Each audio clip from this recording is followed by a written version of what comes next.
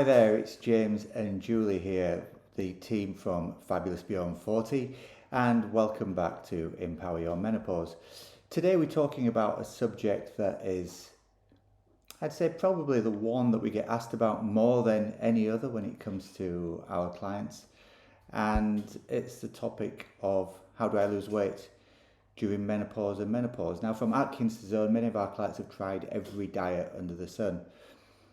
For instance, the average woman in the UK, I saw some research the other day, was showing that they try 126 diets over the course of their lifetime, and they spend about 22 years of their lives on some kind of diet. Now that's a lot of time. So we think it's time for that to stop. So we want to delve into all the things that we can do about that, talk about some of the interventions that can help you crack the menopause weight loss code. At the end of the webinar, we're going to talk a little bit about a webinar that we've got. Sorry, at the end of the podcast, we're going to talk about a webinar that we've got coming up next week, which is actually called Cracking the Menopause Weight Loss Code for Good. And it's a free webinar, so you're more than welcome to join us on that train to get even more insight into this really, really important subject. Now, first of all, before we delve into it at all, let's talk a little bit about the fact that Julie and I look as though we're in different locations. If you're watching on video, that is. Part of the reason for that is that we're actually on vacation, both of us in the same part of the UK, in different parts of it.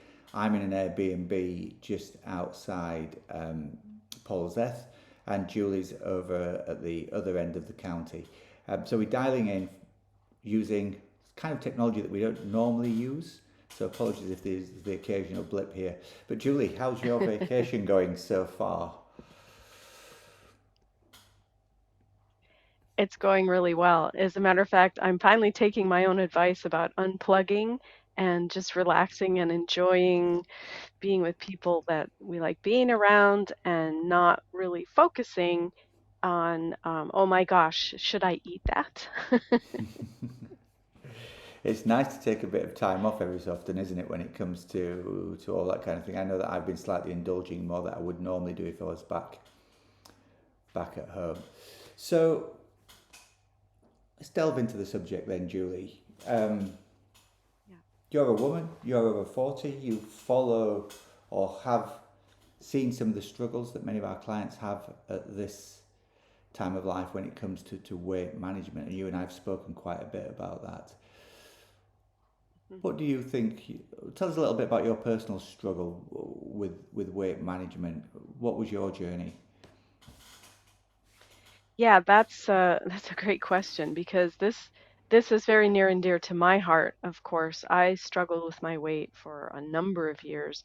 In addition to the menopause transition, I also have Hashimoto's thyroiditis, which adds a little more complexity to the mix. But I think, like many women of our generation, I was raised with this idea that the scale is all that matters, and we have to weigh a certain amount, we have to wear a certain size clothes, our bodies are supposed to look a certain way.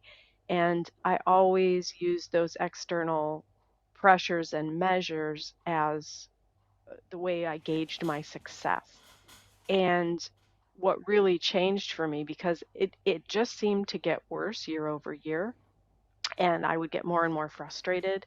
And I started to really dislike my body, and I used that to judge my worth as a person for a number of years. And I know that's really common with a lot of the women that we speak to. And I think what changed for me was working first from the inside out and understanding what was happening with my body. How could I look at it differently and think differently? Because I'm pretty sure I was good at keeping up the average of those 126 diets for other women. I tried so many different crazy diets, the cabbage soup thing, this lemonade fasting thing, and none of it helped. It all ended up just continuing that cycle.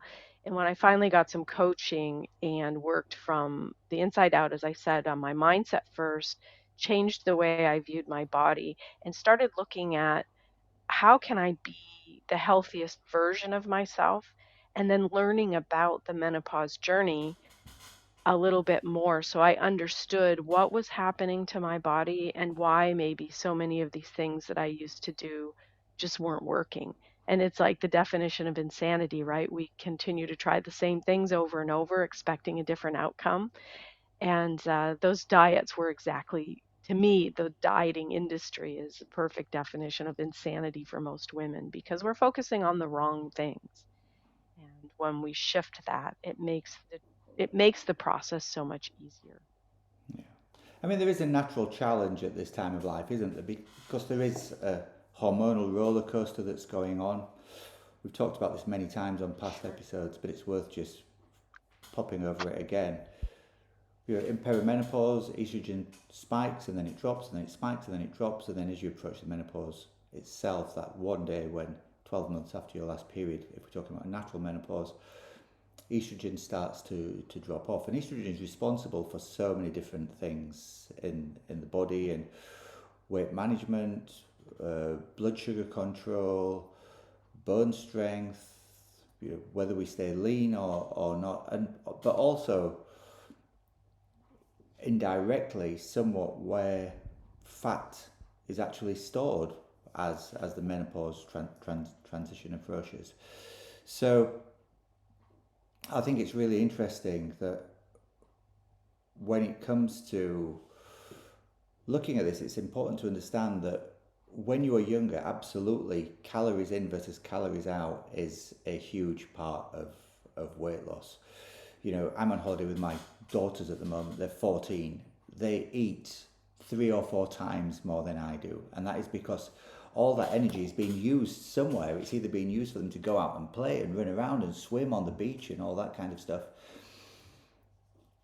And therefore, they can afford to eat lots of calories because they're expending lots of calories. That starts to Mhm. stop or stops working as being an only factor the older you get for many reasons. But I think it's important for us to recognise that what comes into play here are all these other lifestyle elements as well. Things like your stress levels, because cortisol, which is one of the stress hormones, lays down fat around the midriff, whether you're a man or a woman, and cortisol levels are high when we're facing constant levels of stress. Obviously, those high stress levels there are something that a lot of women over 40 have to deal with because they are trying to cope with so many different things in their lives, so many different stresses, whether it be work, whether it be the kids, whether it be aging parents, whether it be trying to stay in touch with their friends. We've talked again many times about that. And then the adrenal glands that produce cortisol are also the glands that produce estrogen when your ovaries stop producing them. So if your body's prioritizing dealing with stress all the time, it's not prioritizing dealing with weight loss. And then the other place, of course, that produces estrogen post menopause is in fat cells. So your body wants to hang on to fat more. So there's lots and lots of things that come into play here that are just beyond this whole idea of calories in, calories out. Yeah, totally. And the other thing is I think we forget that it's natural for our bodies to change shape a little bit, and that isn't a bad thing.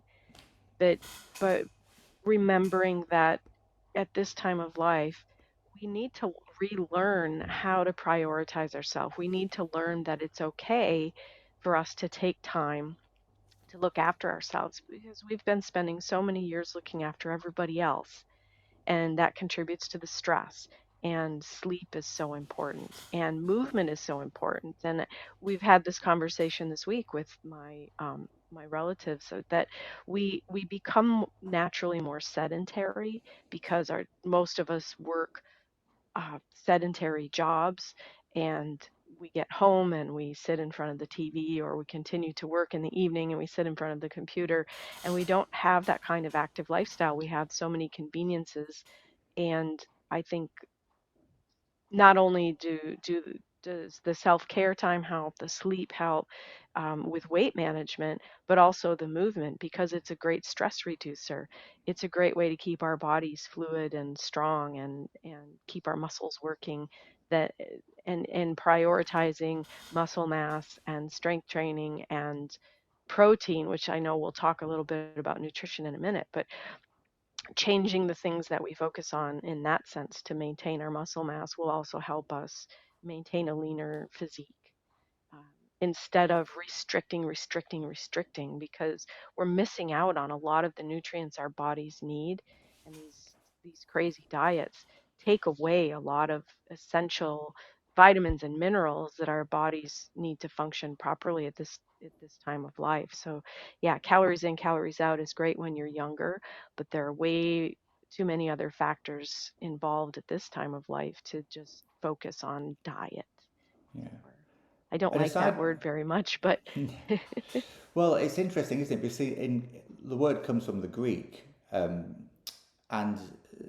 diet in Greek just means what you eat on a daily basis. It's your daily food. It's not a restrictive form of eating that is designed to produce weight loss. It's a form of eating that is how you eat normally to live a normal life, and yet we seem to have it as yeah, a it's word not a that is verb.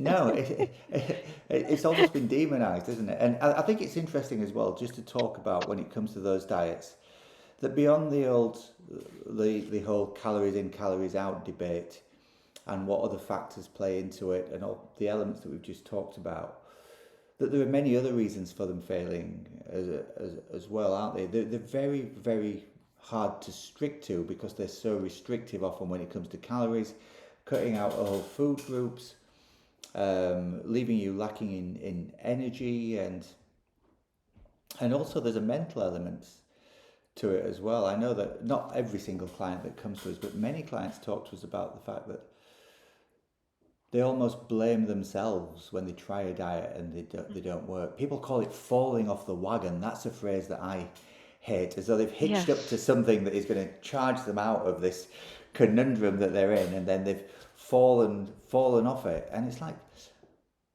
I'm not even sure why you were riding that wagon in the first place to fall off it, Yeah. because they are so challenging. So I wonder if you could speak a little bit Yeah. about that mental challenge that many women have, Yeah. where it comes to that blame game of blaming themselves for not being able to lose weight, which is a horrible position to be in. Uh, it's a horrible position to be in for sure. And the thing we need to understand is that diets are set up to fail because the dieting industry creates customers. They don't create solutions and results. If they created solutions and results, they couldn't make money from it. And I know that sounds a little bit tin hat wearing, but that is the truth. And the more they play on these emotions, because I understand what it's like to feel desperate to shed that weight. Um, Unfortunately, that sense of desperation is what's helping us hang on to it. But but I understand it because I've lived it, and so the diet industry will prey on that and take advantage by promising these miracle solutions with this special supplement or this special food program. And the other thing it does to us mentally and emotionally, it does set us up to fail because it's far too restrictive to stick with on any kind of a long-term basis. It isn't healthy for us, and therefore it doesn't work in the sense of helping us maintain a healthy, lean body. And it also makes us feel um, it, it part of it is it gives us a sense of control, but we're not really in control. It gives us that emotional attachment to food. It reinforces that emotional attachment with to food, um, by saying, "Oh, I can't have that," or "This is bad." We demonize food, and we tell it. We say it's either good or bad, and I'm therefore good or bad for having eaten it.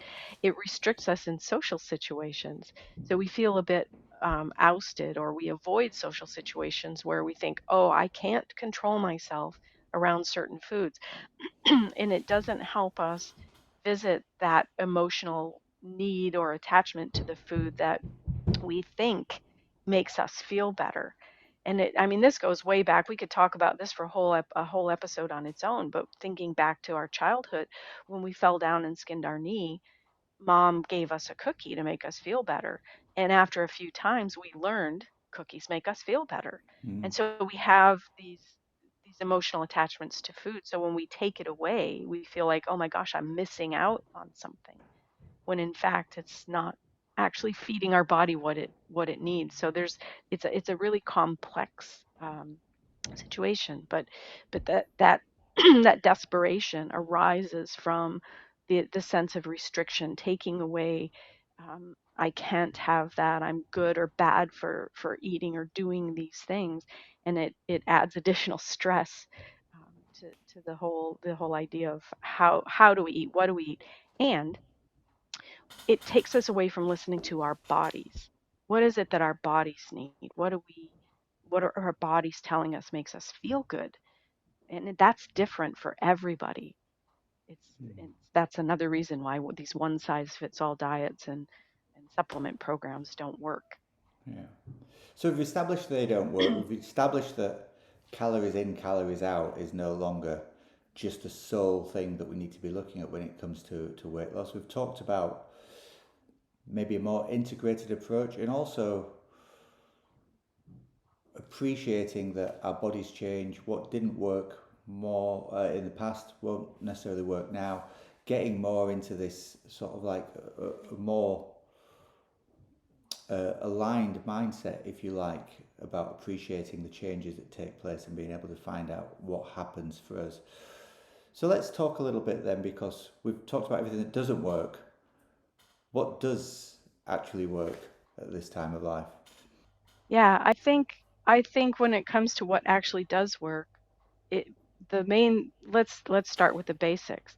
Um, Understanding how your body feels when you eat certain foods. That's a good thing to tune into. Prioritizing protein would probably be the first place I would start with anybody who wanted to change things up and help themselves in this phase of life, because we don't process protein as efficiently or as effectively as we did before. Our protein needs increase because we're losing muscle mass during this phase of life. And especially if we adopt, we'll talk about fitness in another episode, but especially if we're adopting strength based training to help our body maintain some muscle mass and to help with our bone mass as well, protein is going to be really key. And I think if we can learn how, first of all, learn what protein is, I'm, I'm often surprised at how many people think protein just means eating a whole bunch of meat, which there are great forms of lean protein in animal products, but it's not the only form. And learning to prioritize protein. And sometimes beans and legumes and pulses contain good protein, eggs, some dairy, poultry, fish. It can be a number of different sources. But when you can construct your meals around that protein source, I think that becomes a lot easier for our bodies to get what they need. Yeah. Yeah, so protein's really, really important, isn't it? Good, fresh vegetables, a colourful array of vegetables, so you're making sure that you get a nice, um, complete array of vitamins and minerals and antioxidants all going in there. Um, and the other thing that I'd add there is the importance of good fats in Yes. this time at this time of life. That whole idea of being fat phobic still seems to come from a very sort of like 80s, 90s mentality. When it's a really, really super important nutrient. Most of our hormones are a combination of proteins and fats. At a time when hormones are challenged, why would you not want one of the main structural Yeah. elements of hormones in your diet in some way, shape, or form? So knowing what the right fats are, and then I think carbs for me, I don't demonize carbs at all, but I think in perhaps smaller amounts to help with things Yeah. like fiber, more vitamins and minerals, and providing some energy, and also for their role in the immune system, but not necessarily really, really high carb meals. So that they'd be the Yeah. constituents of a plate then. When it comes to weight loss, how does a woman over 40 know how much of those amounts? If we're not calorie counting, we know that calorie counting doesn't necessarily work because calorie labels on foods, 20 up to 20% leeway in both the US and the UK, which always makes me think, gosh, you could actually be eating Yeah. 20% 20% more food throughout the course of a whole day. If you're calorie counting, that is a huge amount of food to be out by. So I wonder if you could talk a It little bit about how women at this stage it is. can know what Yeah. should go on the plate and what should be there. Well, and I think first of all, I think calorie counting is so tedious. I know people love to use the apps to keep track of their calories, but I think the easier way we like to guide our clients is to use your hand. It's always with you, it's proportionate to your body's needs. And so serving of protein is the size of the palm of your hand, the width and thickness minus the fingers. So that's easy. And you start with one palm of protein. A serving of fat would be the size of your thumb. Hmm. A serving of vegetables would be the size of your fist, ideally two fists per meal. And a serving of carbohydrates, a portion of carbohydrates would be what fits into your cupped hand. Hmm. And most of us are served baskets of bread and platters of pasta, and we don't think about how much of that we're eating. If we can get those portion sizes on our plate, that's an amazing place to start. And then I would also suggest not only what we eat, but how we eat is really essential. So being able to eat slowly and mindfully, putting your fork down between bites, chewing slowly, savoring your food, also helps because it not only makes you more satisfied with what you're eating, but it slows that process down to give your stomach and your brain time to communicate so your stomach can let your brain know it's full. And that takes about 20 minutes. Who do Hmm. you know that takes 20 minutes for a meal? Not very many people. No, not many people at all. And then, of course, as part of that, um, that slowing down eating, that helps that communication between your gut and your brain to know whether you're full or not. Quite often, the body can also mistake thirst for hunger as well. So, getting appropriate hydration is really, really important too, and making sure that you're drinking enough water. Quite often, I find that with many clients who may be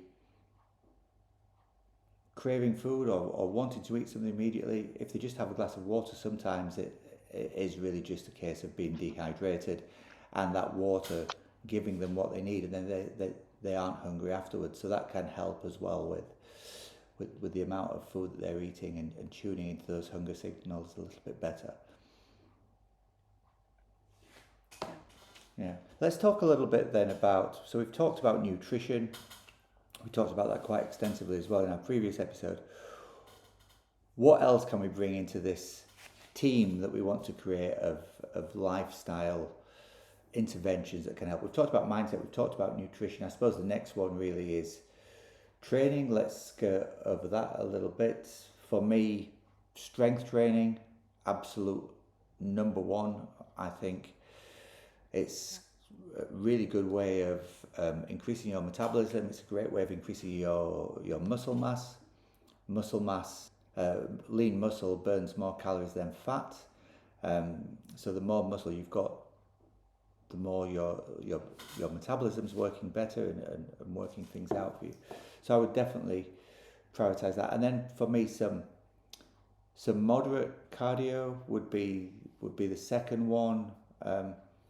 Maybe with some occasional spikes in it. But I find these really extreme hit sessions can be high intensity interval training can be a real um, challenge when it comes to weight loss for women at this age. Not for everybody, I know there'll be Yeah, CrossFitters listening to this. they're counterproductive. First, oh, sorry. It's okay, go ahead. They're counterproductive. Um, yeah, I find them counterproductive because first of all, if you're only focused on calorie burn, again, we're focusing on the wrong things for our body's needs. But it's another way to stress your body by overdoing the cardio. It also can actually cause muscle loss if you overdo it because you're not giving your body that strength training that it needs, that rest and digest from the stressing. The other thing is it. excessive cardio is going to increase your appetite. It's causing stress, it's burning a lot of calories, and it's going to increase your appetite. And most people I know, when we first start talking about this, will actually justify eating more because they did this really heavy cardio workout. So it feeds that cycle. But it's definitely not what our bodies need or want at this phase of during this phase of life. So I find excessive cardio is not helpful. But that's, again, that goes back to the 90s and what we learned, right? Hours and hours on the treadmill or the elliptical trainer just to earn calories or um, create a calorie deficit Yeah. when the strength training is what really will help. And strength training, I'm not saying that won't increase your appetite, but it won't increase your appetite to the same extent that excessive cardio does. Not all cardio is bad, but No, people and tell me they do four hit sessions a week, and it's really not good. yeah.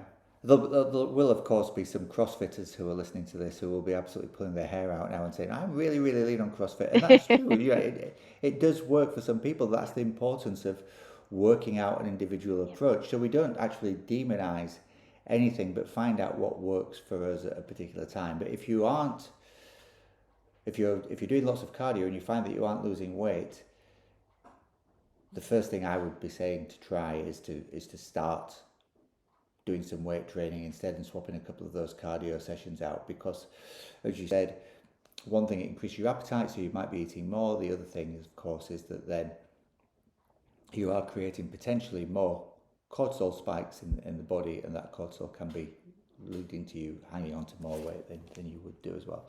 What about the other two great elements then? So, kind of skirted over training, we've done nutrition, we've done mindset. Let's talk a little bit about rest, recovery, sleep. How important is stress management, for instance, at this time of life? I'd argue that it's massive when it comes to weight loss. I totally agree. I totally agree. It doesn't, you can have a perfect, I say this in air quotes for sure, a perfect diet. You can eat the best quality food available. You can do all the right things with movement, but if your body's going to prioritize managing stress because it wants to be in balance. It wants to reach homeostasis. And when cortisol and adrenaline are spiked, your body's going to put most of its energy into managing the stress and trying to recover from the stress or close that stress loop. So it will actually shunt blood away from your digestive tract. It will, as we said earlier, the cortisol will preferentially store fat around your midsection because it wants to hang on to what it thinks it needs for energy to manage this ongoing. Is probably one of, if not the top issue. It's one of the top issues for women at this phase of life. And of course, everybody, we say we wear our stress like a badge of honor, but it really isn't. Our bodies are naturally designed to close that stress loop and give our body time to get into that parasympathetic nervous system where we're resting and recovering. And that's when everything rebuilds and restores and replenishes and does all of the things it's supposed to do to keep our bodies healthy and strong. So stress is huge. Yeah. And then, of course, there's sleep as well, isn't there? And for me, it's probably the most underrated element of everything that we do when it comes to trying to prioritize our health for a number of different reasons: muscle repair, detoxification, your brain and your thoughts resetting, um, hormone production, so many different things. And I'm always amazed that when I first start talking to clients and they say, oh yeah, I think my sleep's pretty good. Okay, so what are you doing then? And everybody knows the basics now, don't they? We've talked about them enough ourselves, and people read up on these kind of things. You know, don't eat before you go to bed. Stay away from screens before you go to bed. I was talking to somebody the other day and she went, oh yeah, my last hour before I go to bed, I read a book. Okay, so what do you read? Well, usually sort of like a Stephen King novel or a horror book or something like that. And really all you're doing is, your intentions are absolutely right to have put the screen down and be reading something and things, but you're absolutely spiking your thought processes there by adding in more excitatory stuff. So I don't think it's just necessarily about that pre-bed routine, just following a rigid thing of, right, I'm not going to eat 3 hours before, I'm not going to do any work 2 hours before, I'm not going to have screens 1 hour before. It's also what you're consuming during that time and whether you're actually properly trying to relax or you're just following a list of things that you've been told to do, irrespective of what they might be doing to you when it comes to your thought processes. Yeah. Tick boxes aren't necessarily useful in that kind of thing, and everybody's relaxation um, process is going to be different. I love to read, but I read books I've already read before, so I don't feel like I'm hanging on every word. If I fall asleep, I'm not missing anything. I love to sip on a cup of herbal tea and dog. I find that like super relaxing before bedtime. And on nights when I do that, because nobody's perfect at this, but on nights when I do that, I find I sleep a lot better because I have properly let my body come down and unwind um, mentally.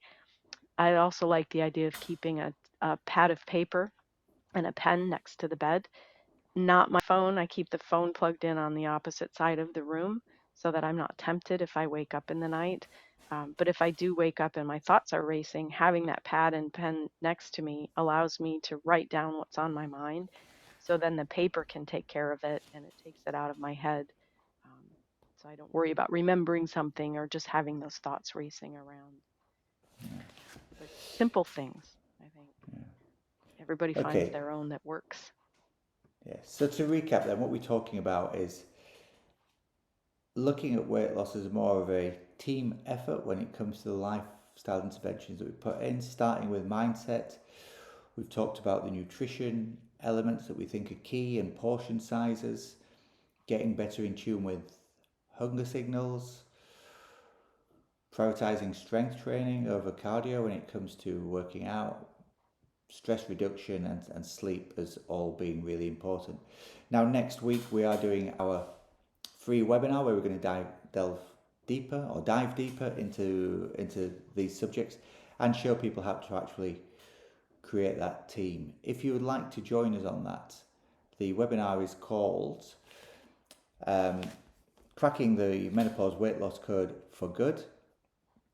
We've got 3 different dates on three different times, so hopefully as many of you as possible can join us for that if you'd like to. We'll also give you our free bonus guide, which is called How to Become Unstoppable. That's a mindset exercise workbook designed to help you find your unique superpowers if you join us live on the sessions. If you'd like to see when those sessions are, they are next Wednesday, Thursday and Friday. That is September 4th, 5th and 6th. And as I said, we've got 3 different times to join us. The web address is weightloss.fabulousbeyond40.com. You can jump on there and you can sign on. And if you do that, we will see you next week. Otherwise, we will catch you the next time we do a pod, which should be out next Friday. But until then, it's been James Ellis and Juli Madacey from Fabulous Beyond 40 saying keep up with it and stay fabulous. We'll see you soon.